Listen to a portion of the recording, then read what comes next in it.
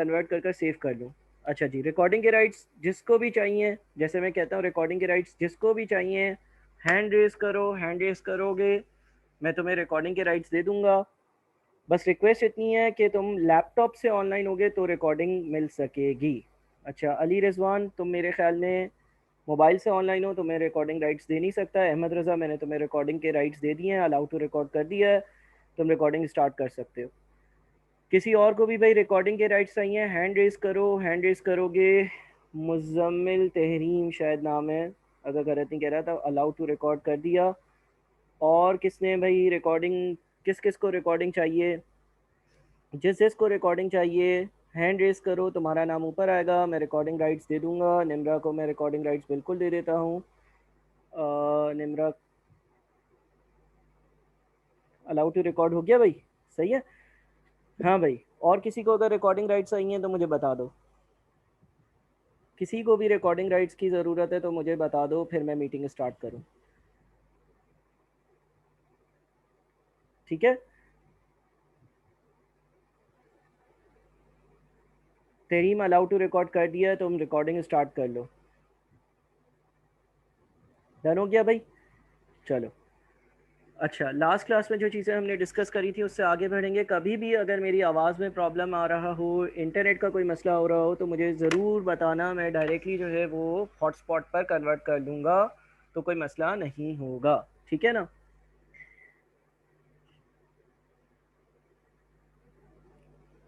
Ali Rizwan, link जो है वो रिकॉर्डिंग का जो व्हाट्सएप के ग्रुप्स बने हुए हैं उसमें आ जाता है, तो तुम व्हाट्सएप के ग्रुप में एडेड होगे तो तुम्हारे पास डायरेक्टली रिकॉर्डिंग आ जाएगी। अच्छा जी, फाइनेंशियल मैथ्स का सेशन नंबर 2 है। फाइनेंशियल मैथ्स का सेशन नंबर 2 है, ठीक है ना। लास्ट क्लास में हमने क्या क्या डिस्कस किया था? लास्ट क्लास में हमने डिस्कस किया कि सिंपल इंटरेस्ट क्या है। लास्ट क्लास में हमने डिस्कस किया कि कंपाउंड इंटरेस्ट क्या है। लास्ट क्लास में हमने डिस्कस किया कि कंपाउंडिंग किसको कहते हैं। लास्ट क्लास में हमने डिस्कस किया कि डिस्काउंटिंग किसको कहते हैं। लास्ट क्लास में हमने डिस्कस किया कि कैश प्राइस किसको कहते हैं। लास्ट क्लास में हमने डिस्कस किया कि डाउन पेमेंट किसको कहते हैं। लास्ट क्लास में हमने डिस्कस किया कि लोन की अमाउंट किसको कहते हैं। लास्ट क्लास में हमने डिस्कस किया कि प्रेजेंट वैल्यू ऑफ रीपेमेंट्स किस चीज़ को कहते हैं। ये लास्ट क्लास में चीज़ें डिस्कस करी थी जिसकी रिकॉर्डिंग भी अवेलेबल है, और आज का सेशन भी रिकॉर्ड हो रहा होगा जिसमें हम मज़ीद आगे की बातें करेंगे। ठीक है। अच्छा जी, अब मज़ीद आगे चलते हैं, मज़ीद आगे की बातें करते हैं। वही कार वाली मैं एग्जांपल लूँगा। यह नंबर 0 है। आज गाड़ी की जो कैश प्राइस है, आप एक गाड़ी ख़रीदने जा रहे हो और वो आपको उसकी जो कैश प्राइस है वो 7.5 लाख है। 7.5 लाख का मतलब ये है कि अगर आप ये गाड़ी परचेज़ करोगे, अगर आप ये गाड़ी आज परचेज़ करोगे और सारे पैसे कैश में दे दोगे तो आपको 7.5 लाख रुपए पे करना पड़ेंगे। आपके पास इतने पैसे नहीं थे, आपने जो है वो डाउन पेमेंट करी। लेट से डाउन पेमेंट आपने कर ली 5 लाख रुपए की। तो अगर 5 लाख रुपए की मैं डाउन पेमेंट कर देता हूँ, 5 लाख रुपए की मैं डाउन पेमेंट कर देता हूँ, डाउन पेमेंट का मतलब ये होता है कि एक सिग्निफिकेंट अमाउंट आज पे कर देता हूँ, तो बच कितना जाएगा? बच कितना जाएगा? 2.5 लाख रुपए बच जाएगा। ठीक है, 2.5 लाख रुपए बच जाएगा। अच्छा, गाड़ी जिससे मैंने किस्तों पे ली उससे बोला मैं 10% का इंटरेस्ट लूँगा। गाड़ी जिससे मैंने किस्तों पे ली उसने बोला मुझे कि मैं 10% का इंटरेस्ट लूँगा। और यह नंबर वन पर मैंने उसको जो है ना वो लेट से 1,25,000 रुपये 1,25,000 रुपये पे करे, और तय ये हुआ कि बाकी अमाउंट जो है ना वो यह नंबर 2 पर पे होगी। आपको ये बताना है कि यह नंबर 2 पर कितनी पेमेंट होगी। मैं ज़रा सवाल को रिपीट करता हूँ। कैश प्राइस जो है वो 7.5 लाख रुपए है, डाउन पेमेंट 5 लाख रुपए है, यानी कि 2.5 लाख रुपए जो है उसकी मैंने किस्तें करवाई। पहली किस्त ईयर नंबर 1 पर 1,25,000 रुपये पे हो रही है, और बाकी अमाउंट या बाकी किस्त या बकाया पैसे दूसरे साल के आखिर में पे होंगे। आपको ये बताना है कि दूसरे साल के आखिर में कितने पैसे पे हो रहे होंगे। जी भाई, कौन बता सकता है, कौन कैलकुलेट कर सकता है? जल्दी से मुझे आंसर बताओ। शाबाश।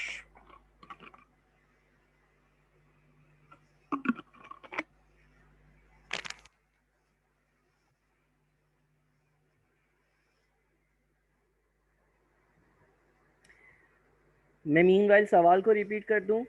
कैश प्राइस 7.5 लाख रुपए, डाउन पेमेंट 5 लाख रुपए, दोनों कॉन्सेप्ट हमने लास्ट क्लास में पढ़े। 2.5 लाख रुपए लोन की अमाउंट है। ईयर नंबर 1 पर मुझे 1,25,000 रुपये पे करने हैं। ईयर 2 पर बाकी कितने पैसे पे करने पड़ेंगे मुझे ये बताना है। इंटरेस्ट की परसेंटेज 10% है।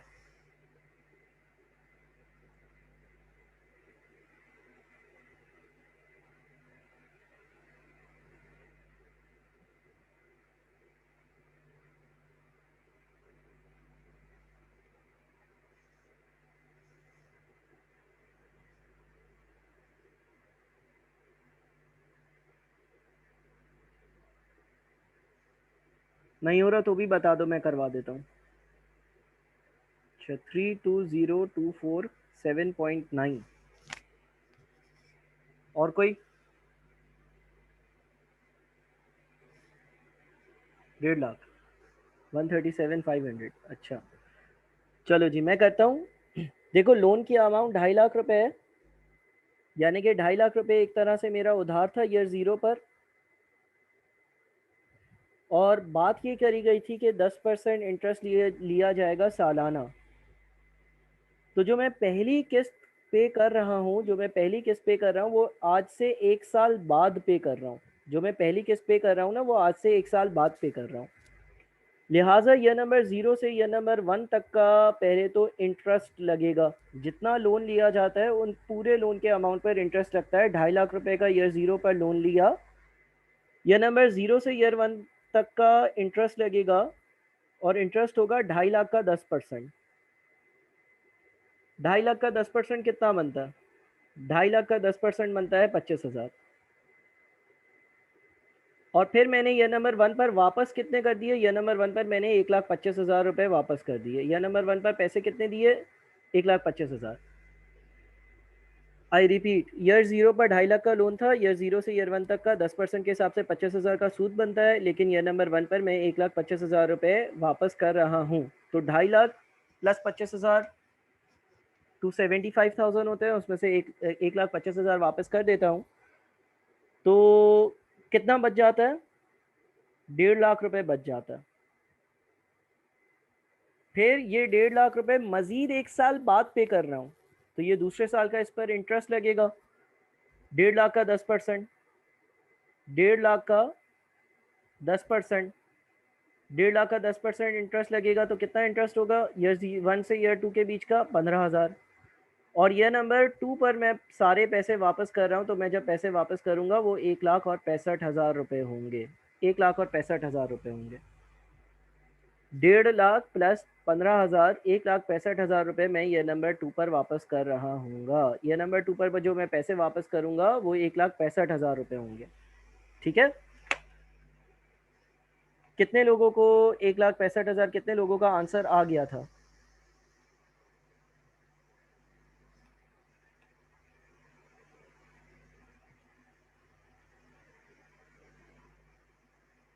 कोई बात पूछनी है तो बताओ। इसका मतलब दूसरी किस्त जो मैंने पे करी होगी, वो 1,65,000 की किस्त होगी। दूसरी वाली किस्त जो मैंने पे करी होगी वो 1,65,000 रुपये की किस्त होगी। ठीक है? मैं एक बार दोबारा से रिपीट कर देता हूँ। गाड़ी की कैश प्राइस 7.5 लाख रुपए थी। 7.5 लाख रुपए में से 5 लाख आपने उसी वक्त पे कर दिए। बकाया बच गए कितने? बकाया बच गए 2.5 लाख रुपए। बकाया बच गए कितने? बकाया बच गए 2.5 लाख रुपए। 2.5 लाख रुपए में से कुछ अमाउंट आपने 1 साल बाद पूरा पे किया है। 10% का सालाना इंटरेस्ट रेट है, तो 2.5 लाख पर 10% का इंटरेस्ट लगेगा। 2.5 लाख रुपए पर 10% का इंटरेस्ट लगेगा। तो 2.5 लाख का 10% कितना होता है? 2.5 लाख का 10% 25,000 रुपये होता है। और फिर पहले साल मैं 1,25,000 रुपये पे कर रहा हूँ। मैंने 1,25,000 रुपये पे कर दिए। ठीक है? जब मैंने 1,25,000 रुपये पे कर दिए तो अब बकाया कितने रह गए? अब बकाया रह गए 1.5 लाख रुपए। अब बकाया कितने रह गए? बकाया रह गए 1.5 लाख रुपए। फिर ईयर नंबर 1 से ईयर नंबर 2 तक का इंटरेस्ट, कितना होगा? 1.5 लाख का 10%, यानी कि 15,000 रुपये। और फिर ईयर नंबर 2 पर बाकी अमाउंट पे करूँगा, वो 1,65,000 रुपये का अमाउंट होगा, क्योंकि 1.5 लाख रुपये और 15,000 रुपये 1/65 बनता है।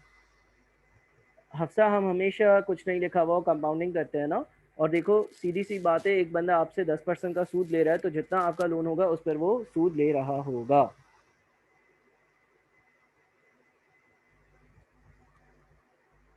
ठीक है, समझ में आ गई बात? हाशिम मैं दे रहा हूँ रिकॉर्डिंग राइट्स, दे दिए मैंने। कोई कन्फ्यूजन, कोई मसला, कोई प्रॉब्लम, काइंडली मुझे बता दो, काइंडली मुझे बता दो जल्दी से। ठीक है, इसका मतलब ये जो दूसरी किस्त पे कर रहा होगा ये 1,65,000 रुपये की पे कर रहा होगा। आगे बढ़े।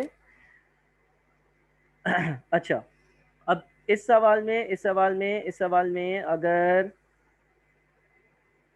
रिपीट कर दूं थोड़ा, एक आखिरी बार वापस से रिपीट कर देता हूँ। गाड़ी की कैश प्राइस 7.5 लाख थी। कैश प्राइस का मतलब है कि इसी वक्त मैं सारे पैसे देता तो 7.5 लाख दे रहा, गाड़ी मुझे मिल जाती।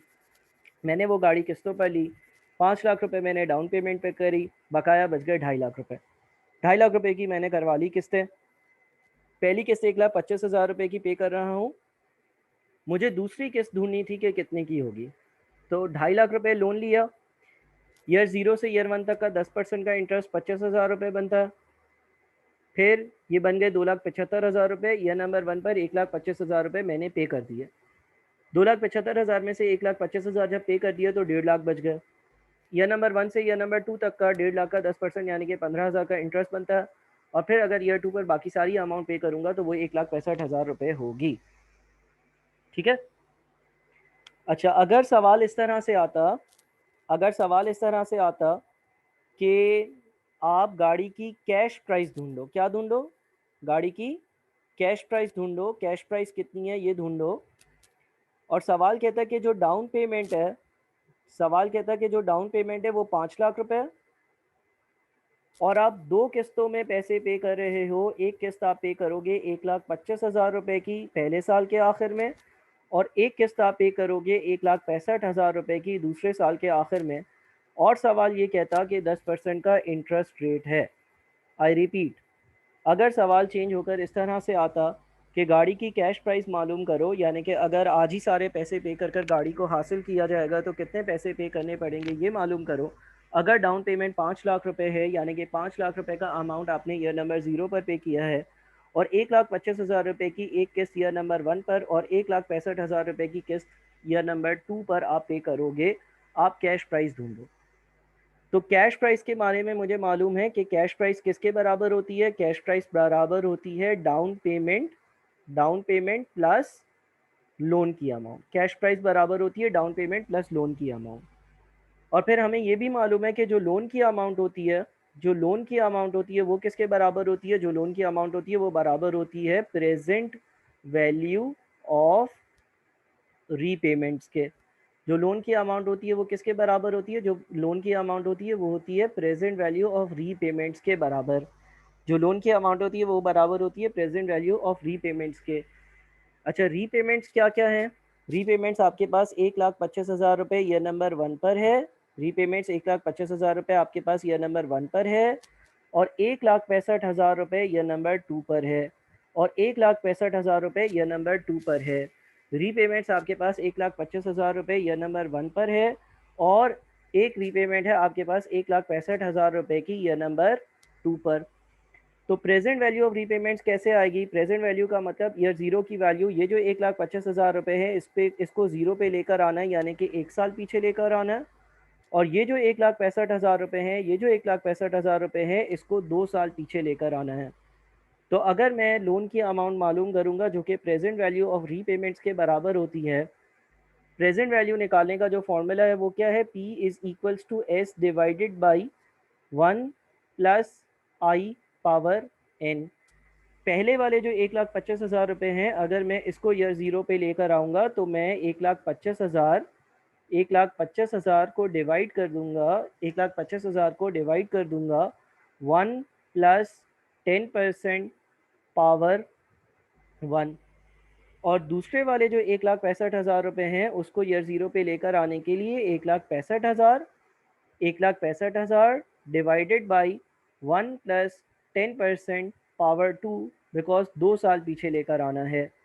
ऐसा अगर मैं करूँगा 1,25,000 divided by 1.1, 1,25,000 divided by 1.1 plus 1,65,000 divided by 1.1 की power 2, 1,25,000 divided by 1.1 plus 1,65,000 divided by 1.1 की पावर 2। तो ये हमारा आंसर जो आ रहा होगा, यानी कि जो लोन की अमाउंट आ रही होगी ऐसी वर्किंग करने से, वो आ रही होगी 2.5 लाख रुपए। ऐसा काम करने से जो लोन की अमाउंट आ रही होगी वो 2.5 लाख रुपए आ रही होगी। और क्योंकि कैश प्राइस जो है वो डाउन पेमेंट प्लस लोन के बराबर होती है और हमें कैश प्राइस ढूंढनी थी, तो कैश प्राइस क्योंकि बराबर होती है डाउन पेमेंट प्लस लोन की अमाउंट, कैश प्राइस क्योंकि बराबर होती है डाउन पेमेंट प्लस लोन की अमाउंट। हमारी जो डाउन पेमेंट है वो 5 लाख रुपए है, हमारी जो डाउन पेमेंट है वो 5 लाख रुपए है, और जो लोन की अमाउंट है वो 2.5 लाख रुपए है, और जो लोन की अमाउंट है वो 2.5 लाख रुपए है। यानी कि हमारी कैश प्राइस आ जाएगी 7.5 लाख रुपए। हमारी कैश प्राइस आ जाएगी 7.5 लाख रुपए। मैं एक बार फिर से रिपीट करता हूँ। ये क्वेश्चन नंबर 1 था, ये तो 2-3 बार रिपीट कर चुका। क्वेश्चन नंबर 2 को मैं एक बार फिर से रिपीट करता हूँ। क्वेश्चन नंबर 2 में कुछ इस तरह से था कि 10% का इंटरेस्ट रेट था, कैश प्राइस मालूम करनी थी। कैश प्राइस का मतलब ये होता है कि वो अमाउंट जो आप आज ही पे कर दो और गाड़ी हासिल कर लो, या जो भी चीज़ खरीद रहे हो वो हासिल कर लो। डाउन पेमेंट जब पे करी जाती है, जब आप कोई चीज़ किस्तों पे लेते हो। डाउन पेमेंट 5 लाख रुपए थी। ईयर नंबर 1 पर आप 1,25,000 रुपये रीपे कर रहे थे, यानी कि एक किस्त 1,25,000 की थी। और ईयर नंबर 2 पर एक और किस्त थी, वो 1,65,000 रुपये की थी। सवाल आपसे डाउन पेमेंट पूछ रहा था। हमने कल पढ़ा था कि कैश प्राइस जो है वो बराबर होती है डाउन पेमेंट प्लस लोन की अमाउंट के। Cash price is equals to down payment plus loan की अमाउंट। तो आपने अगर कैश प्राइस निकालनी है तो आपको डाउन पेमेंट और लोन की अमाउंट मालूम होनी चाहिए। डाउन पेमेंट हमें पहले ही मालूम है 5 लाख रुपए। लोन की अमाउंट कैसे निकाली? लोन के अमाउंट के बारे में हमें पढ़ा था कि जो लोन की अमाउंट होती है वो प्रेजेंट वैल्यू ऑफ रीपेमेंट्स के बराबर होती है। तो हमने रीपेमेंट्स की प्रेजेंट वैल्यू निकाली। रीपेमेंट्स की प्रेजेंट वैल्यू कैसे निकाली? प्रेजेंट वैल्यू निकालने का फॉर्मूला था P is equals to S divided by 1 plus I power N.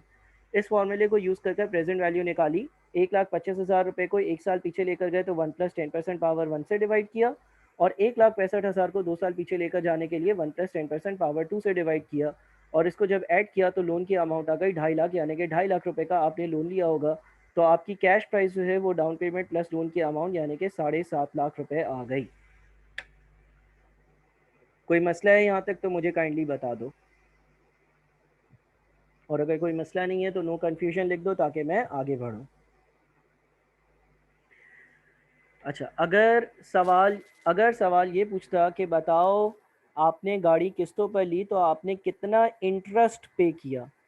अगर सवाल ये पूछता कि आपने गाड़ी किस्तों पर ली तो आपने कितना इंटरेस्ट पे किया, कितना सूद पे किया, कितना इंटरेस्ट पे किया, तो उसको कैलकुलेट करने के दो तरीके हैं। पहला मेथड ये है कि आप ये देखो कि यार मैं अगर गाड़ी किस्तों पर ले रहा हूँ तो कितने पैसे पे कर रहा हूँ। मैं गाड़ी किस्तों पे ले रहा हूँ तो 5 लाख रुपए की डाउन पेमेंट दे रहा हूँ, 1,25,000 रुपये की एक किस्त दे रहा हूँ, और 1,65,000 रुपये की दूसरी किस्त दे रहा हूँ। मैं अगर गाड़ी किस्तों पर ले रहा हूँ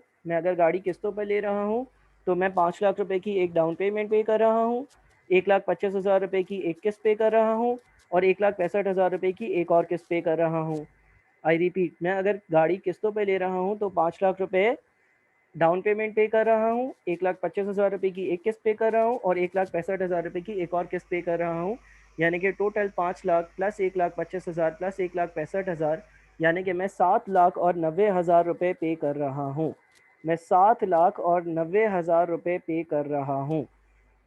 अलबत्ता अगर यही गाड़ी मैं कैश पर ख़रीदता तो मुझे सिर्फ़ और सिर्फ 7.5 लाख रुपए पे करना पड़ते। अलबत्ता अगर यही गाड़ी मैं कैश पर ख़रीदता तो मुझे सिर्फ़ और सिर्फ 7.5 लाख रुपए पे करना पड़ते। यानी कि मैं किस्तों पर गाड़ी ले रहा हूँ तो मैं 40,000 रुपये ज़्यादा पे कर रहा हूँ। मैं किस्तों पर गाड़ी ले रहा हूँ तो मैं 40,000 रुपये ज़्यादा पे कर रहा हूँ। ये इंटरेस्ट की अमाउंट है। ये एक तरीका था, ठीक है। दूसरा तरीका उसमें आप ये देख लो कि यार आप जो है ना वो किस्तें जो पे कर रहे हो, वो कितनी कर रहे हो। सर मैं 2 किस्तें पे कर रहा हूँ, एक किस्त पे कर रहा हूँ 1,25,000 रुपये की, और एक किस्त पे कर रहा हूँ 1,65,000 की। मैं 2 किस्तें पे कर रहा हूँ, एक किस्त में पे कर रहा हूँ 1,25,000 रुपये की, और एक किस्त में पे कर रहा हूँ 1,65,000 रुपये की। यानी कि टोटल टोटल टोटल मैं 2,90,000 रुपये की किस्तें पे कर रहा हूँ। टोटल मैं 2,90,000 रुपये की किस्तें पे कर रहा हूँ।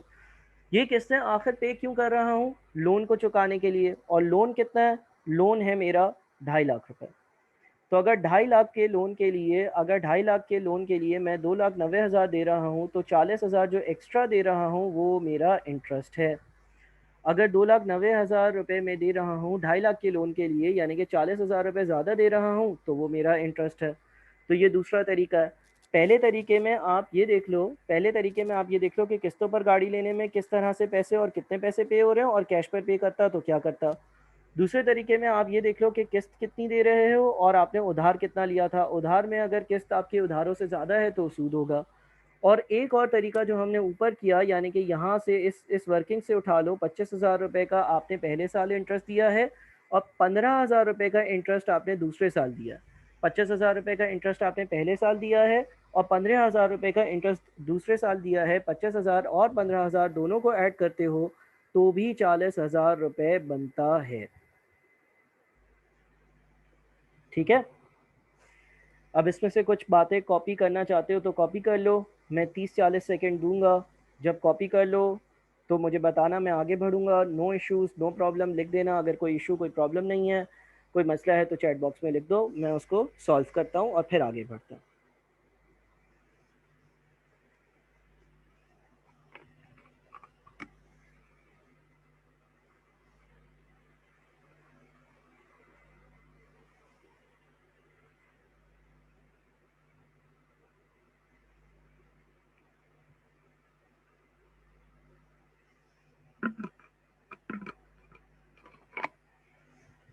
नहीं उस्मान, डायरेक्ट कैलकुलेट नहीं हो पाएगा, क्योंकि बीच में रीपेमेंट आ रही है। जब रीपेमेंट आती है तो डायरेक्ट इंटरेस्ट कैलकुलेट नहीं हो पाता।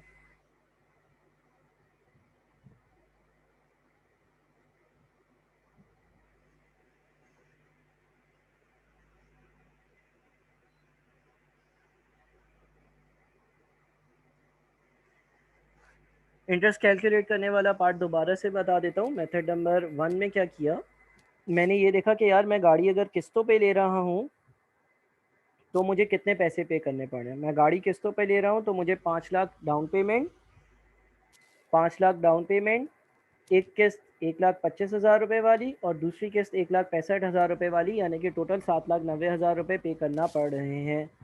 अच्छा, इंटरेस्ट होता ही तब है जब आप किसी से उधार लो, जब आप किस्त में पैसे पे करो, जब आप लेट पैसे पे करो। तो जब मैं किस्तों में पेमेंट कर रहा हूँ तो 7,90,000 टोटल पे करने पड़ रहे हैं। अगर यही चीज़ मैं कैश में ख़रीद लेता तो 7.5 लाख रुपए पे करना पड़ते। इसका मतलब ये हो गया कि अगर मैं 7,90 पे कर रहा हूँ 7.5 की चीज़ के, तो 40,000 रुपये में इंटरेस्ट पे कर रहा हूँ। और दूसरे तरीके में मैंने ये देखा कि मैं एक 25 और एक 65 की 2 किस्तें पे कर रहा हूँ, यानी कि टोटल 2,90,000 रुपये पे कर रहा हूँ। क्यों पे कर रहा हूँ? ताकि मैं 2.5 लाख रुपए का लोन चुका सकूँ। तो लोन 2.5 लाख का, और अगर मैं 2,90,000 दे रहा हूँ तो ज़्यादा के 40,000 रुपये जो हैं वो इंटरेस्ट के होंगे, और इंटरेस्ट दे रहा हूँ। चलो जी, पिक्चर ले लो, स्क्रीनशॉट ले लो, ताकि मैं स्क्रॉल डाउन करूँ, नेक्स्ट स्क्रीन पर चलूँ और आगे हम डिस्कशन करते रहें। आगे डिस्कशन करें।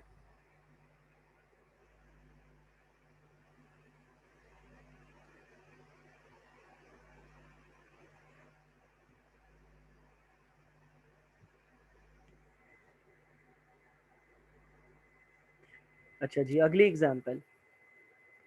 लेट्स से कि मैंने एक कार ख़रीदी है, या नंबर 0 पर। अच्छा, कैश प्राइस उसकी जो थी, उसकी जो कैश प्राइस थी ना, वो थी 8 लाख रुपए। और जो डाउन पेमेंट थी, जो डाउन पेमेंट थी, वो डाउन पेमेंट हमें लेट्स से कि नहीं मालूम।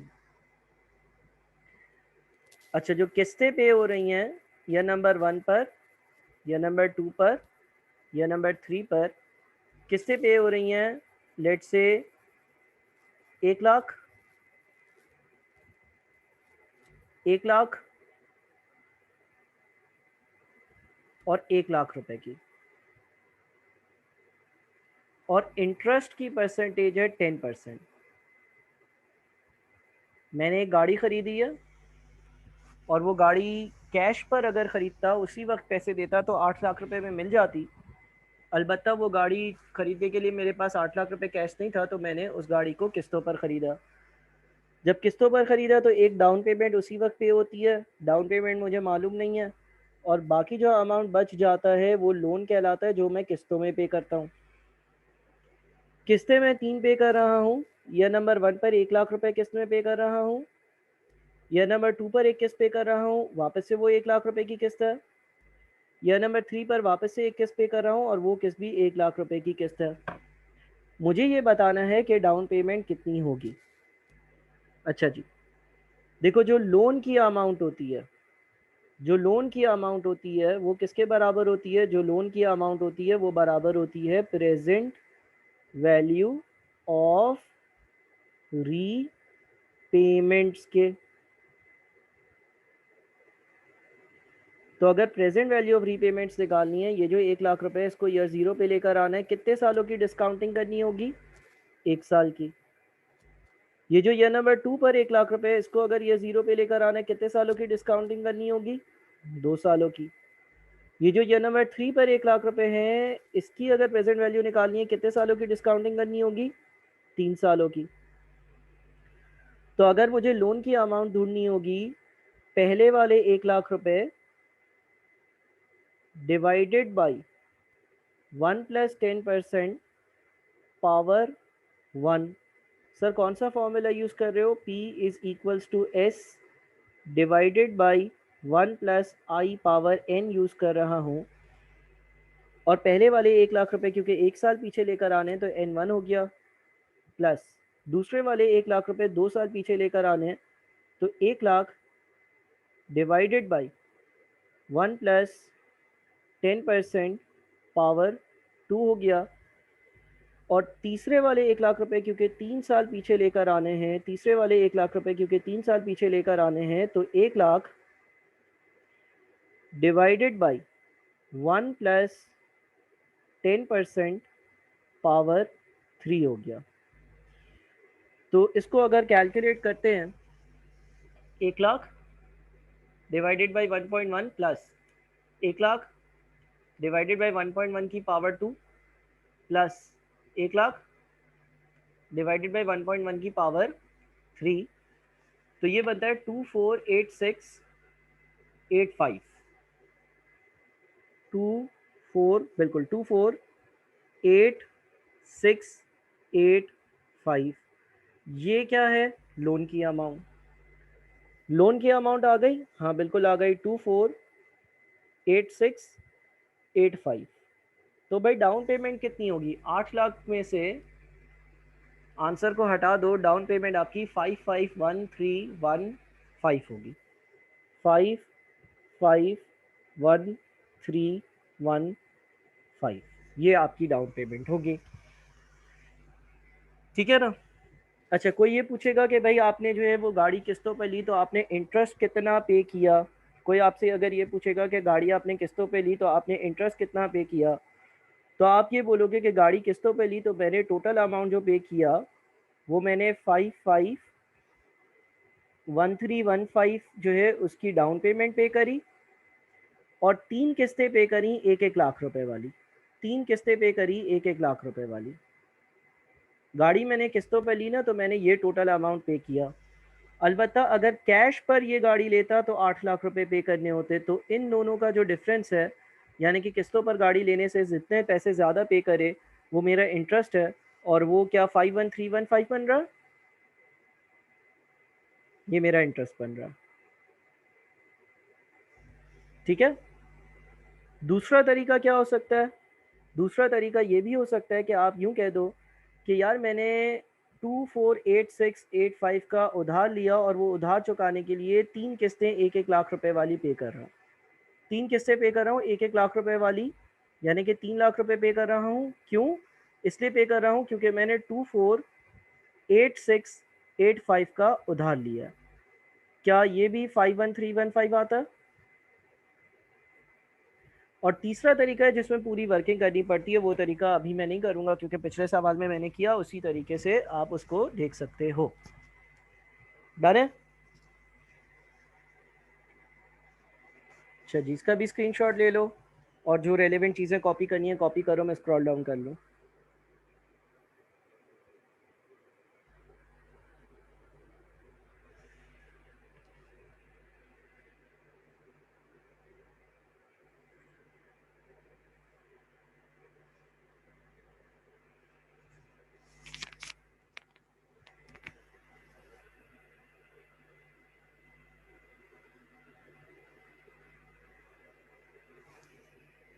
चलो जी, अब जो है ना ज़रा हमें एनवीटी पर जाना है, ठीक है ना।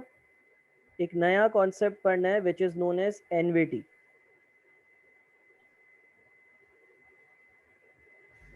अच्छा, एनवीटी सर किस चीज़ को कहते हैं या कौन सी कंडीशंस प्रेजेंट हो उसको एनवीटी कहते हैं, और कितनी टाइप की एनवीटीज़ होती हैं? देखो, एनवीटी जो है ना उसकी डेफिनेशन में तुम दो चीज़ें समझ लो। एक चीज़ कांस्टेंट कांस्टेंट कैश फ्लो।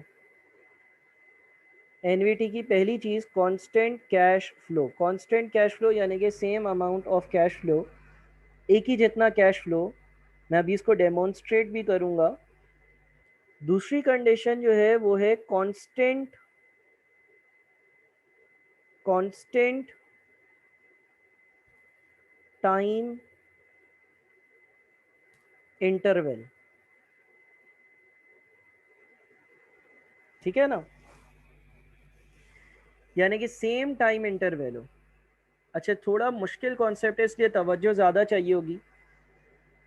ये दो बातें प्रेजेंट हो तो हम कहते हैं एनवीटी प्रेजेंट है। इसके बाद एनवीटी इन इटसेल्फ दो तरह की होती है। एक एनवीटी आपकी कहलाती है ऑर्डिनरी एनवीटी, एक एनवीटी आपकी कहलाती है ऑर्डिनरी एनवीटी, और एक एनवीटी आपकी कहलाती है एनवीटी ड्यू। ठीक है ना, एक कहलाती है ऑर्डिनरी एनवीटी, एक कहलाती है एनवीटी ड्यू। एक कहलाती है ऑर्डिनरी एनवीटी, एक कहलाती है एनवीटी ड्यू। अभी मेरा फोकस जो है ना वो ऑर्डिनरी एनवीटी पर होगा। अभी मेरा फोकस जो है वो ऑर्डिनरी एनवीटी पर होगा, एनवीटी ड्यू पर मेरा फोकस नहीं होगा। ठीक है ना। ऑर्डिनरी एनवीटी के साथ फिलहाल तुम लिख लेना एट दी एंड या एंड लिख लेना, और एनवीटी ड्यू के साथ या ड्यू के नीचे लिख लेना स्टार्ट। अब ये कॉन्सेप्ट जो यहाँ पर मैं समझा रहा हूँ ये बहुत ज़्यादा एग्जाम में टेस्ट होता है। हम सिर्फ और सिर्फ ऑर्डिनरी एनवीटी को अभी समझते हैं कि ऑर्डिनरी एनवीटी क्या है। देखो, एनवीटी की दो कंडीशंस है, एनवीटी की दो कंडीशंस है, कांस्टेंट या सेम कैश फ्लो, और दूसरी कंडीशन है constant time interval. Ordinary NVT के साथ मैंने लिखा हुआ है एट द एंड। अगर ये तीन बातें प्रेजेंट हो, एंड,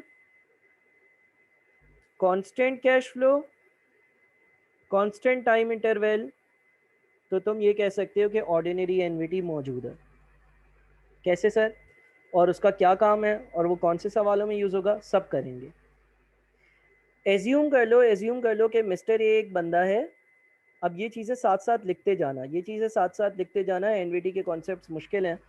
एज्यूम करो कि मिस्टर ए एक बंदा है, मिस्टर ए एक बंदा है, मिस्टर ए एक बंदा है, और ये मिस्टर ए जो बंदा है ना, मिस्टर ए जो बंदा है वो हर साल के आखिर में, हर साल के आखिर में, मिसाल के तौर पर 3 सालों तक, मिसाल के तौर पर 3 सालों तक, हर साल के आखिर में बैंक में जाकर 100 रुपये जमा करता है। इसने एक बैंक अकाउंट खोला है, इसने एक बैंक अकाउंट खोला है, और हर साल के आखिर में ये बैंक जाकर बैंक में 100 रुपये जमा करता है। अच्छा, ईयर ज़ीरो फाइनेंशियल मैथ्स में जो है ना आज को कहते हैं, आज का दिन ईयर ज़ीरो। तो ईयर वन क्या है, पहले साल का आखिर। ईयर टू क्या है, दूसरे साल का आखिर। ईयर थ्री क्या है, तीसरे साल का आखिर। मैं रिपीट करता हूँ, ईयर ज़ीरो आज का दिन होता है, ईयर वन क्या है, पहले साल का आखिर। ईयर टू क्या है, दूसरे साल का आखिर। ईयर थ्री क्या है, तीसरे साल का आखिर। मैं वापस से रिपीट करता हूँ, ईयर वन क्या है, पहले साल का आखिर। ईयर टू क्या है, दूसरे साल का आखिर। ईयर थ्री क्या है, तीसरे साल का आखिर या एंड। तो अगर मेरा सवाल वापस से सुनो। तो मैंने ये कहा कि मिस्टर ए एक बंदा है, वो बैंक जाकर हर साल के आखिर में 100 रुपये बैंक में जमा करता है और बैंक इसको 10% इंटरेस्ट देता है। बैंक इसको 10% इंटरेस्ट देता है, कंपाउंड इंटरेस्ट देता है। अब मुझे ये मालूम करना है कि तीसरे साल के आखिर में इसके बैंक अकाउंट में कितने पैसे होंगे। मुझे ये मालूम करना है कि तीसरे साल के आखिर में इसके बैंक अकाउंट में कितने पैसे होंगे। ठीक है ना। ऑप्शन नंबर 1 या मेथड नंबर 1 ये है कि मैं इसकी पूरी वर्किंग कर लूँ। मेथड नंबर 1 ये मैं इसकी पूरी वर्किंग कर लूँ। वर्किंग कैसे कर लूँ? वर्किंग ऐसे कर लूँ कि यह नंबर ज़ीरो, वर्किंग ऐसे कर लूँ कि यह नंबर ज़ीरो पर बैंक अकाउंट में इसका इसका बैंक अकाउंट खाली है। इसके बैंक अकाउंट में कुछ पैसे हैं? नो सर, इसके बैंक अकाउंट में कुछ भी पैसे नहीं है। अगर इसके बैंक अकाउंट में कुछ भी पैसे नहीं है ईयर ज़ीरो पर, मिसाल के तौर पर ईयर ज़ीरो जो है वो 1 जनवरी 2015 है और ये पहले साल का आखिर है, तो ये 31 दिसंबर 2015 है।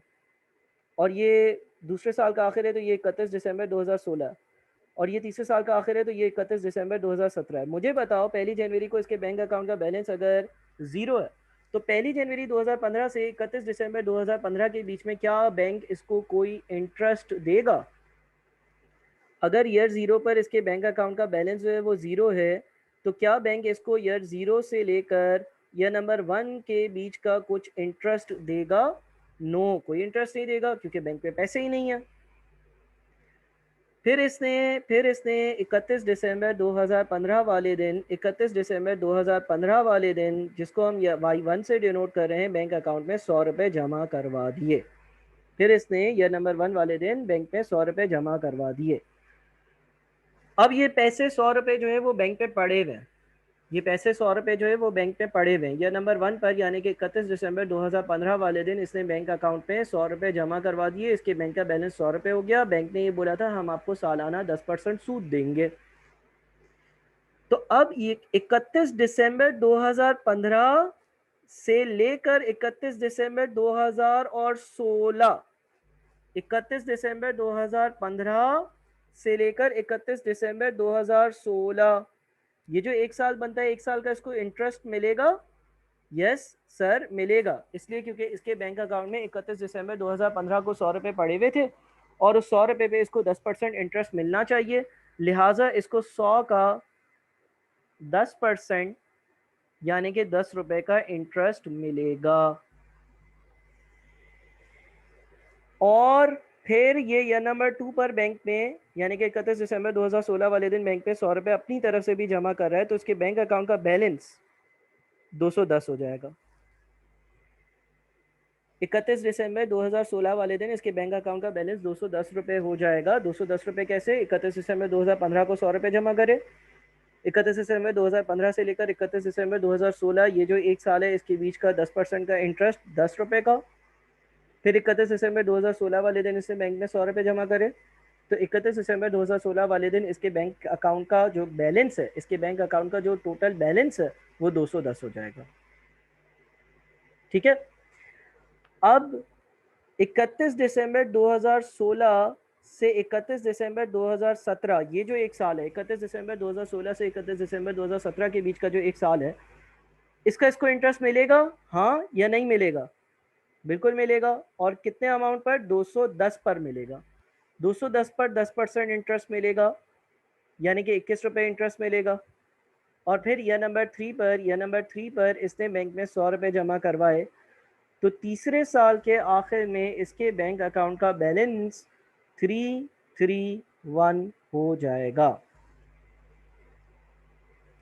मैं वापस से ज़रा रिपीट कर दूं, देखो 1 जनवरी 2015 वाले दिन, 1 जनवरी 2015 वाले दिन इसके बैंक अकाउंट का बैलेंस ज़ीरो था। 1 जनवरी 2015 वाले दिन इसके बैंक अकाउंट का बैलेंस ज़ीरो था। 1 जनवरी 2015 से 31 दिसंबर 2015 तक इसको कोई इंटरेस्ट नहीं मिलेगा, क्योंकि इसके बैंक अकाउंट में पैसा ही नहीं है। 31 दिसंबर 2015 वाले दिन इसने बैंक में 100 रुपये जमा करवाए। 31 दिसंबर 2015 वाले दिन इसने बैंक अकाउंट में 100 रुपये जमा करवाए, तो जब 100 रुपये जमा करवाए तो इसका बैलेंस 100 रुपये हो गया। फिर 31 दिसंबर 2015 से 31 दिसंबर 2016, 31 दिसंबर 2015 से 31 दिसंबर 2016 ये जो एक साल है, इस पर इसको इंटरेस्ट मिलेगा बिकॉज इसके बैंक अकाउंट में 100 रुपये हैं और 100 पर 10% इंटरेस्ट अगर बनता है तो 10 रुपये का इंटरेस्ट बनता है, 10 रुपये का इंटरेस्ट इसको लाजमी मिलेगा। फिर इसने ईयर नंबर 2 पर यानी कि 31 दिसंबर 2016 पर बैंक में मजीद 100 रुपये जमा करे तो इसके बैंक अकाउंट का बैलेंस कितना हो गया? ईयर 1 के 100, ईयर 1 से ईयर 2 का इंटरेस्ट 10 रुपये, ईयर नंबर 2 के 100, तो इसके बैंक अकाउंट का बैलेंस हो गया 210 रुपये। फिर वापस से ईयर नंबर 2 से ईयर नंबर 3, ये जो एक साल गुजरा है, बैंक इस पर भी इसको इंटरेस्ट देगा, बैंक इस पर भी इसको इंटरेस्ट देगा, बैंक इस पर भी इसको इंटरेस्ट देगा। और 210 का अगर 10% इंटरेस्ट बनता है तो 210 का 10% इंटरेस्ट जो है वो कितना बन जाता है? 210 का 10% इंटरेस्ट बन जाता है 21 रुपये। 21 रुपये का बैंक मजीद इसको इंटरेस्ट देगा। और फिर इसने तीसरे साल बैंक में 100 रुपये मजीद जमा करवाए, और अगर इसने 100 रुपये मजीद जमा करवाए तो इसके बैंक का बैलेंस हो गया 331 का बैलेंस हो गया।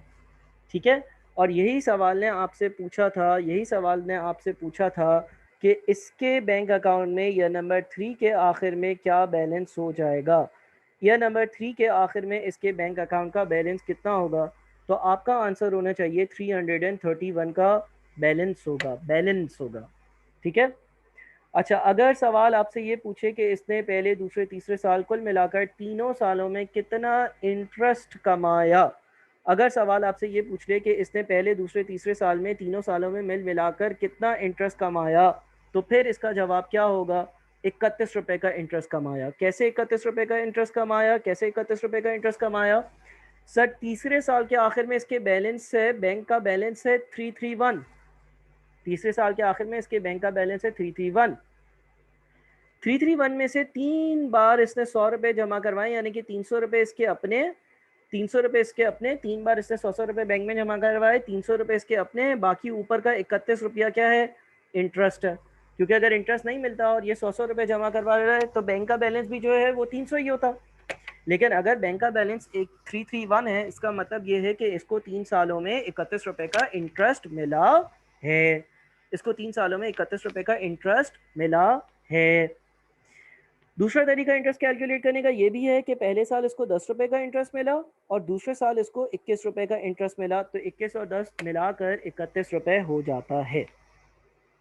ये था मेथड नंबर 1।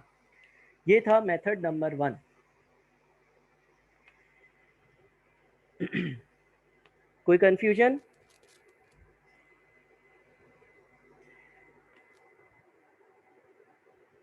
मैं एक बार फिर से रिपीट कर देता हूँ। यह नंबर 0 पर इसके बैंक अकाउंट में बैलेंस कुछ भी नहीं था, 0 से 1 का कुछ इंटरेस्ट नहीं मिलेगा।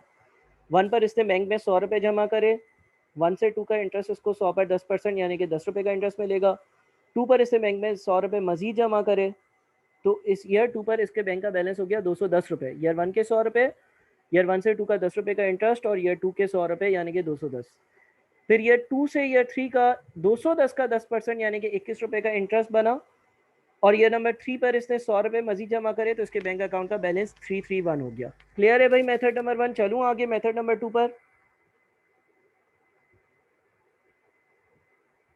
Method number 2। अच्छा जी, मेथड नंबर 2 में क्या करते हैं? मेथड नंबर 2 में ये करते हैं देखो, सवाल वही है ना कि एक बंदा है, उस बंदे ने पहले साल के आखिर में बैंक में 100 रुपये जमा करे, दूसरे साल के आखिर में बैंक में 100 रुपये जमा करे, तीसरे साल के आखिर में बैंक में 100 रुपये जमा करे, और आपको ये बताना है कि तीसरे साल के आखिर में इसके बैंक अकाउंट का बैलेंस कितना हो गया होगा।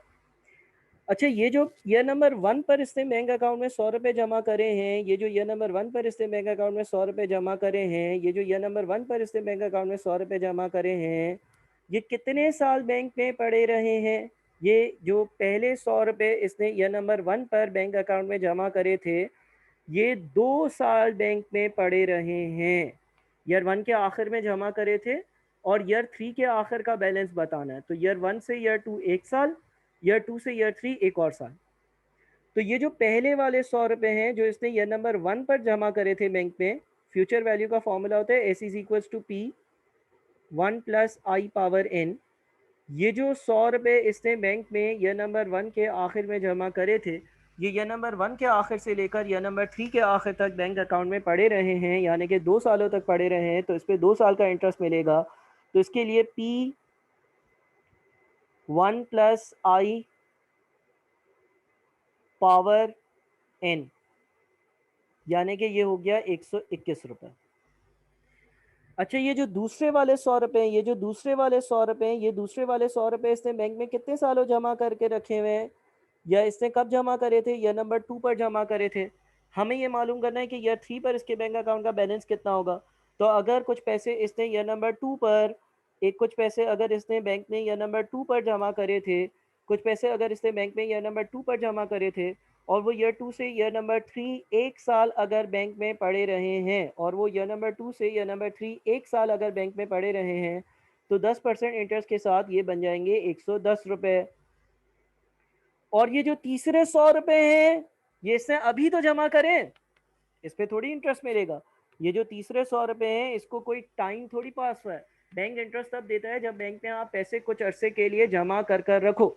ये तो आपने ईयर नंबर 3 पर ही जमा करे थे, तो इस आखिरी वाले अमाउंट को ना 1 साल हुआ है ना 2 साल हुए हैं, इसको तो 0 ईयर्स हुए हैं। इसको अगर 0 ईयर्स हुए हैं तो इस पर इंटरेस्ट थोड़ी मिलेगा, इस पर इंटरेस्ट थोड़ी मिलेगा, यानी कि ये 100 रुपये ही होंगे। यानी कि अगर इन तीनों को ऐड करूंगा तो 331 ही बनेगा। Okay sir, done sir, got it sir. इस तरह से लिख दो तो मुझे पता चले मैं मेथड नंबर 3 पर जाऊँ। मेथड नंबर 1 में मैंने पूरी मूवमेंट बनाई कि ईयर 0 पर उसके बैंक का बैलेंस कितना है, ईयर 0 से 1 का इंटरेस्ट, फिर 1 पर उसने कितने जमा करवाए, 1 से 2 का इंटरेस्ट, 2 पे कितने जमा करवाए, 2 से 3 का इंटरेस्ट, 3 पे कितने जमा करवाए, और टोटल कितना हो गया। दूसरे वाले मेथड में मैं इंडिविजुअल अमाउंट्स को लेकर चला। इंडिविजुअल अमाउंट्स को इस तरह से लेकर चला कि पहले वाले 100 रुपये पहले साल के आखिर में, यानी कि Y1 के एंड में जमा करवाए थे, वो Y1 से Y3 तक बैंक में 2 सालों के लिए, 1 to 2, 2 to 3, 2 सालों के लिए बैंक में पड़े रहे, तो बैंक उस पर 2 सालों का इंटरेस्ट देगा। और फ्यूचर वैल्यू कैलकुलेट करने का फॉर्मूला S=P1 + I⁻n है, ये हमने लास्ट क्लास में भी देखा था। और इससे हमारी फ्यूचर वैल्यू आ जाती है, यानी कि 121 रुपये आ रहे हैं। 121 रुपये में 100 रुपये मेरे अपने और 2 सालों का 21 रुपये का इंटरेस्ट शामिल है। जबकि दूसरे वाले जो 100 रुपये हैं वो बैंक में ईयर नंबर 2 पर जमा करे हैं, ईयर नंबर 2 से ईयर नंबर 3 एक साल होता है, तो उस पर 1 साल का इंटरेस्ट मिलेगा। वो 100 रुपये तीसरे साल के आखिर में 110 हो जाएंगे, 1 साल का इंटरेस्ट मिलाकर। और तीसरे वाले 100 रुपये ईयर 3 के आखिर में मैंने बैंक में जमा करे हैं, और उसी वक्त का मुझे टोटल बताना है कि उसके बैंक का बैलेंस कितना होगा। तो उस पर तो मुझे इंटरेस्ट मिलेगा ही नहीं, इसीलिए पावर ज़ीरो, क्योंकि बैंक तब इंटरेस्ट देता है जब कुछ टाइम आपके पैसे बैंक में पड़े हुए हों, यानी कि टोटल 331 होगा।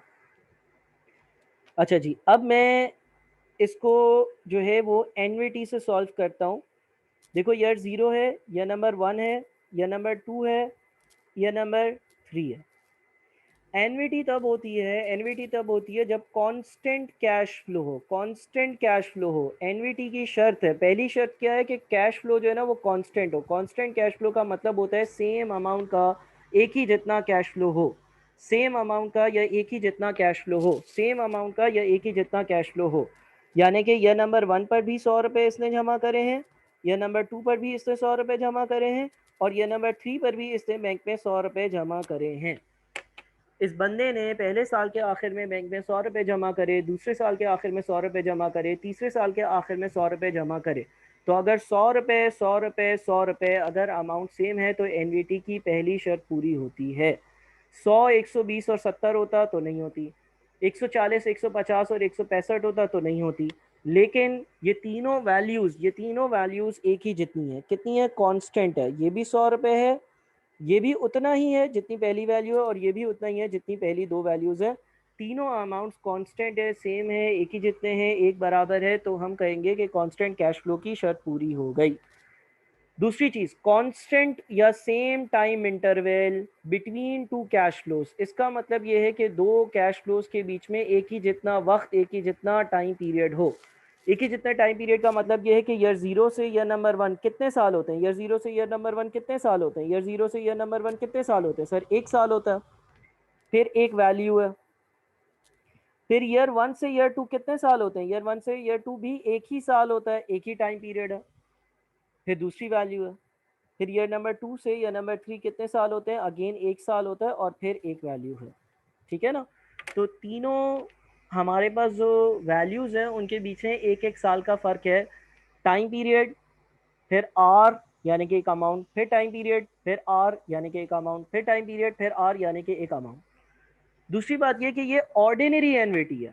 ऑर्डिनरी एनविटी क्यों है? ऑर्डिनरी एनविटी क्यों है? ऑर्डिनरी एनविटी इसलिए है, ऑर्डिनरी एनविटी इसलिए है क्योंकि ये बंदा हर साल के आखिरी दिन जाकर बैंक में पैसे जमा करवा रहा है। ऑर्डिनरी एनविटी क्यों है? ऑर्डिनरी एनविटी इसलिए है क्योंकि ये बंदा हर साल के आखिर में बैंक में जाकर पैसे जमा करवा रहा है, आखिर, एंड। तो सर इससे फ़ायदा क्या होता है? इससे अगर आपको ये नंबर 3 की, इन तीनों 100 रुपए की, ये नंबर 3 की अमाउंट ढूंढनी है जो कि हमें करना था सवाल में, तो या तो आप मेथड 1 यूज़ करो, मेथड नंबर 1 बहुत लेंदी है, या आप मेथड नंबर 2 यूज़ करो, मेथड नंबर 2 में इतनी सारी वर्किंग्स होंगी, या आप मेथड नंबर 3 यूज़ करो। मेथड नंबर 3 क्या है? मेथड नंबर 3 जो है, मेथड नंबर 3 जो है ना वो कहलाएगा ऑर्डिनरी एनवीटी की फ्यूचर वैल्यू। ऑर्डिनरी एनवीटी की फ्यूचर वैल्यू यानी कि एक सिंगल फॉर्मूला आप यूज़ करोगे और सारा सवाल एक ही साथ सॉल्व होकर आ जाएगा। सर ऑर्डिनरी एनवीटी की फ्यूचर वैल्यू क्या क्या मतलब है? देखो भाई, ये ऑर्डिनरी एनवीटी है, हाँ ये ऑर्डिनरी एनवीटी है क्योंकि हर साल के आखिर में अमाउंट है तो ऑर्डिनरी हो गई। एनवीटी इसलिए क्योंकि कैश फ्लो 100 रुपये, 100 रुपये, 100 रुपये सेम अमाउंट है, और टाइम पीरियड एक साल, एक साल, एक साल सेम टाइम पीरियड है। तो अगर आपको ऐसे केसेस में तीसरे साल की अमाउंट ढूंढनी हो, अगर आपको ऐसे केसेस में तीसरे साल की अमाउंट ढूंढनी हो तो फॉर्मूला यूज़ होता है S is equals to R multiplied by 1 plus I power n minus 1 upon I, और सारी वैल्यू एक साथ कैलकुलेट होकर आ जाती है। कैसे सर?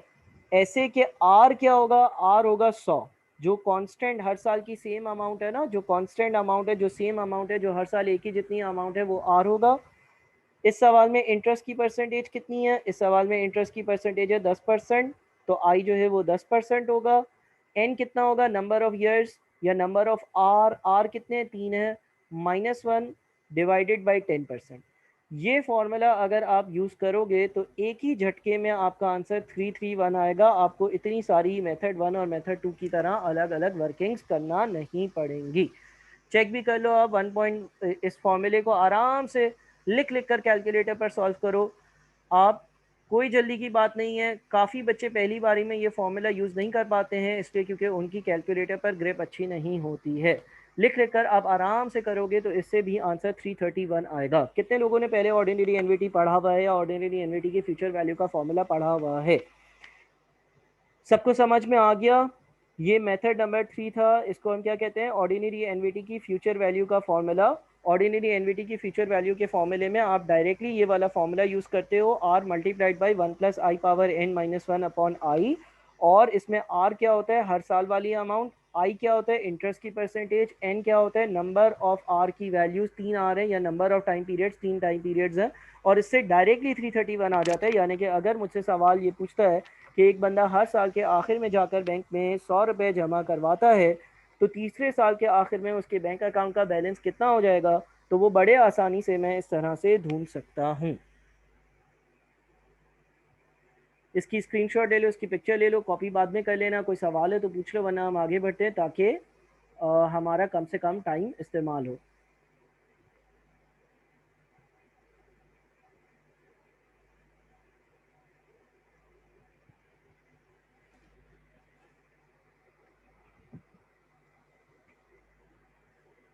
चलो भाई आगे बढ़ते हैं। ठीक है, आगे बढ़ते हैं। यहाँ पर हमने एनवीटी की बिल्कुल बेसिक सी डिस्कशन करी, और हमने एक चीज़ देखी, और वो चीज़ देखी ऑर्डिनरी एनवीटी की फ्यूचर वैल्यू का फॉर्मूला। ऑर्डिनरी एनवीटी की फ्यूचर वैल्यू का फॉर्मूला। ऑर्डिनरी एनवीटी तब बनती है जब हर साल के आखिर में हो, और फ्यूचर वैल्यू का मतलब आगे की वैल्यू, फ्यूचर वैल्यू का मतलब आगे की वैल्यू, फ्यूचर वैल्यू का मतलब आगे की वैल्यू। ठीक है ना? एनवीटी की दो कंडीशंस, कांस्टेंट कैश फ्लो, एक ही जितना कैश फ्लो हो, और कांस्टेंट टाइम इंटरवल भी एक ही जितना मौजूद हो।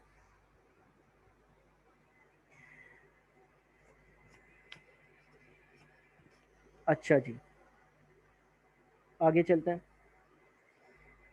एक और एग्जाम्पल मैं देता हूँ, ठीक है ना, वही कार वाली एग्जाम्पल को ज़रा कंटिन्यू करता हूँ। ईयर 0, कैश प्राइस आपको मालूम करनी है, कैश प्राइस आपको मालूम करनी है। डाउन पेमेंट जो है वो 2 लाख रुपए है, डाउन पेमेंट जो है वो 2 लाख रुपए है। कैश प्राइस में से डाउन पेमेंट माइनस होती है तो क्या बचता है? लोन। ईयर नंबर 1 पर आप 50,000 रुपये पे करोगे, ईयर नंबर 2 पर आप 50,000 रुपये पे करोगे, और ईयर नंबर 3 पर भी आप 50,000 रुपये पे करोगे। आपने एक गाड़ी खरीदी, आपको उस गाड़ी की कैश प्राइस ढूंढनी है। कैश प्राइस का मतलब ये है कि सारे पैसे उसी वक्त पे कर देता तो मुझे कितने पैसे पे करने पड़ते ये मालूम करना है।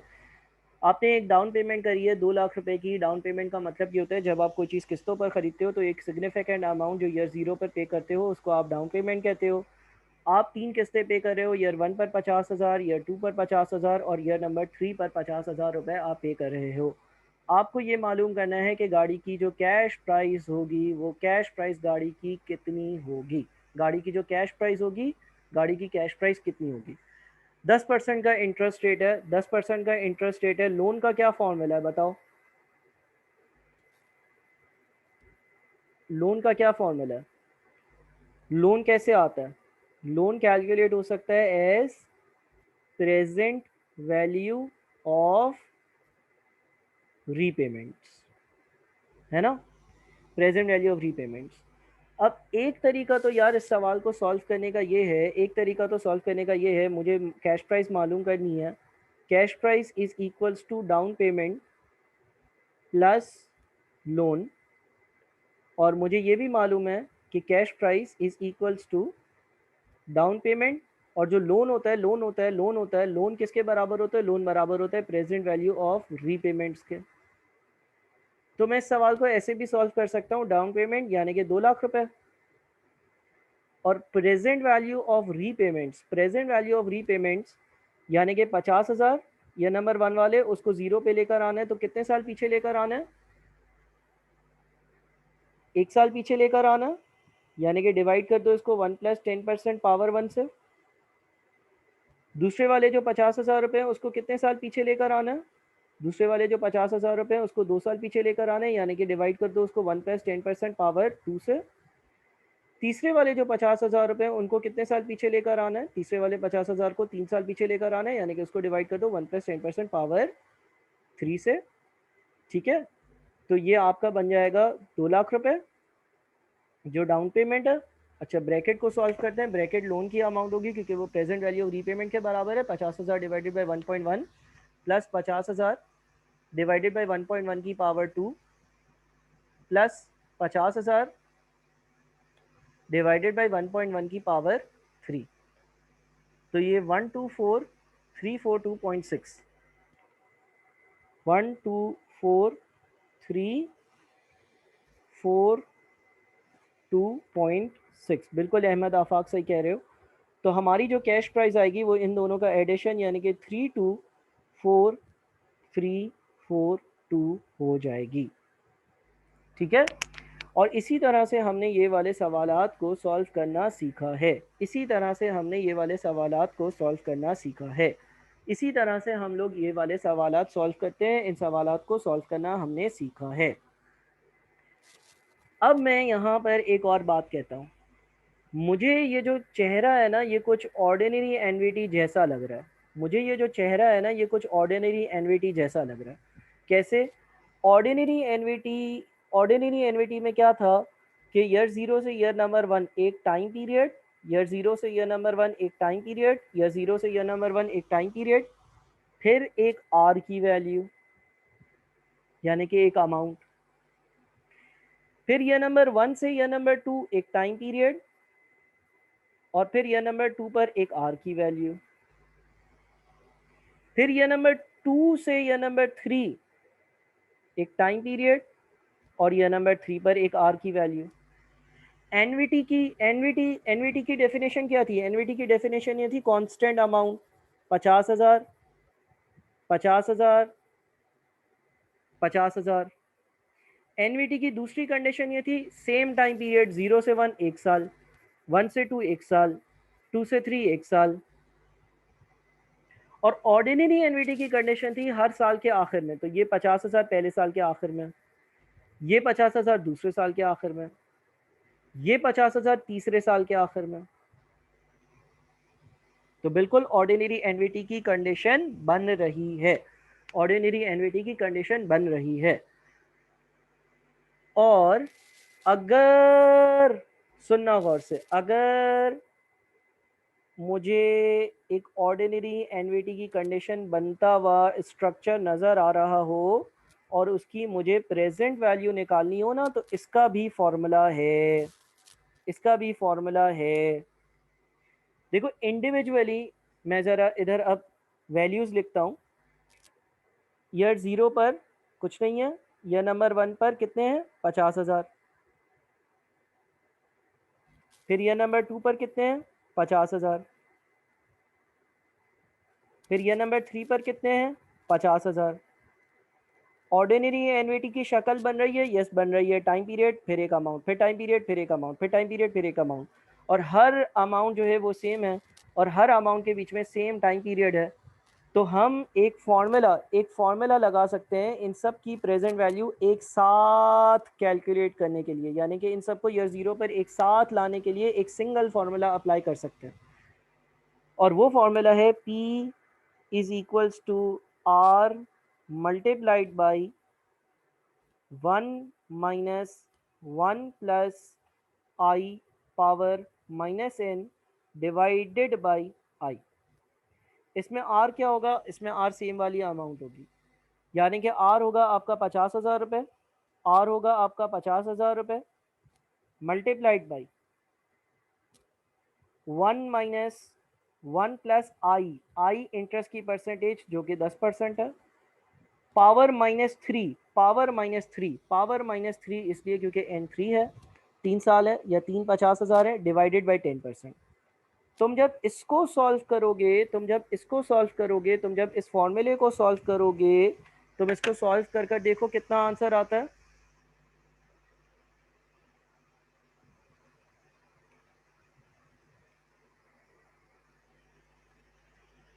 124,343 या 124,342.6। ये आंसर तुम्हारा जो आ रहा है ना, यही आंसर तुमने ऊपर भी कैलकुलेट किया था, क्योंकि ऊपर भी तुमने प्रेजेंट वैल्यू निकाली थी, लेकिन उसमें तुम्हें 3 वर्किंग्स करनी पड़ी थी। तीनों वैल्यूज़ को तुम अलग अलग कर कर ज़ीरो पे लेकर आए थे, तीनों वैल्यूज़ को तुम अलग अलग कर कर ज़ीरो पे लेकर आए थे, तीनों वैल्यूज़ को तुम अलहदा अलहदा कर कर ज़ीरो पे लेकर आए थे, यही आंसर आ रहा था। ये तुम एक साथ भी कैलकुलेट कर सकते थे, एक साथ भी ईयर 1, ईयर 2 और ईयर 3 वाले 50,000 रुपये को ईयर 0 पर लेकर आ सकते थे।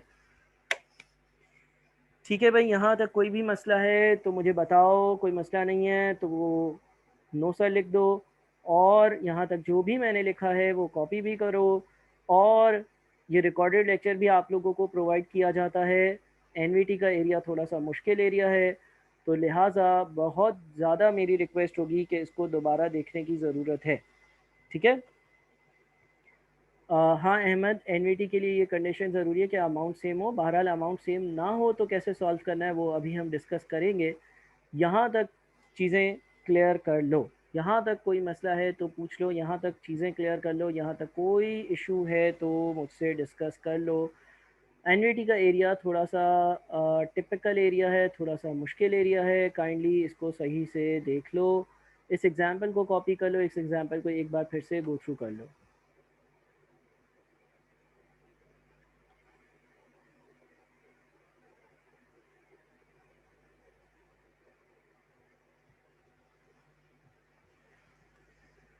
अच्छा जी, अब हमने काफ़ी हद तक डिस्कशंस करी, ठीक है ना।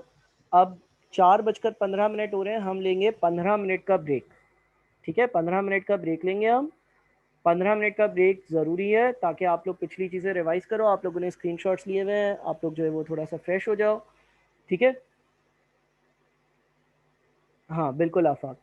ठीक है, और फिर हम दोबारा से शुरू करेंगे। अभी हमने अपनी चीज़ें शुरू करी हैं, अभी तो फाइनेंशियल मैथ्स हमने डिस्कस करना शुरू करा है, तो कोई 2 ढाई घंटे 3 घंटे डिस्कस किया, ये तो अभी 15 20 घंटे 25 घंटे चलेगा, तो मज़ीद ग्रिप बनेगी। ठीक है, यहाँ पर मैं इस मीटिंग को एंड कर रहा हूँ, और मैं नया लिंक ग्रुप पर भेजता हूँ 4:30 बजे, 15 मिनट बाद। ठीक है, 15 मिनट का आप लोगों को ब्रेक दे रहा हूँ। ठीक है भाई, और आप लोग 15 मिनट में जो जो रिकॉर्ड कर रहे थे वो रिकॉर्डिंग जो है वो कन्वर्ट कर लेना। चलो, अल्लाह हाफ़िज़।